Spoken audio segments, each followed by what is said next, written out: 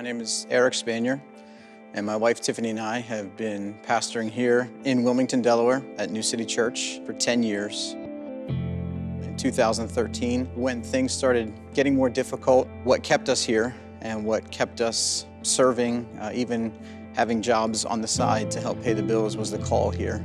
To be honest, it was hard for the church at that time to decide which bill to pay each week. Accruing a lot of debt, things didn't look very stable, and we knew that coming in. We felt like God wasn't done with this church, and God wasn't done with our call to this church. So it was a tough transition from an associate role to a lead role, but we knew that if God was leading us here and all the circumstances around us didn't look like it made sense, if that's what God asked us to do, then we would be okay. The Acts 2 journey became an opportunity for us. We saw a way to partner with our district, to partner with the national office, and to partner with people who have gone through this process before to infuse some vision. Honestly, we weren't really sure what it would entail, but we knew the district was coming alongside of us. It's time for church recalibration, church revitalization. So we said, let's do this and let's see where God can take us. The Acts 2 journey gave us permission to dream again. We kind of felt guilty. We were told to dream and not worry about finances, not worry about our facility, not worry about people, but what can our church be?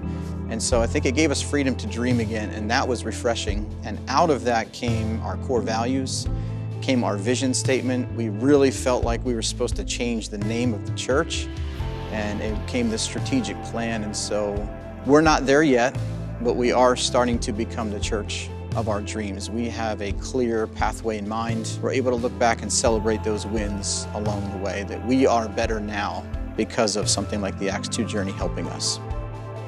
If you feel like your church needs a fresh vision, a fresh direction, I would say the Acts 2 journey at least gives you an honest assessment of where you are, but it also gives you permission to dream again. And so, Pastor, if you're wondering if this is worth it, it's a lot of work, it's a lot of prayer, it can be a lot of frustration. It can be a lot of wondering, am I really supposed to do this? But if God's called you to do this recalibration, there is no better tool to help you than the Acts 2 journey. Because there's going to be days where you're going to want to quit, you're going to want to give up.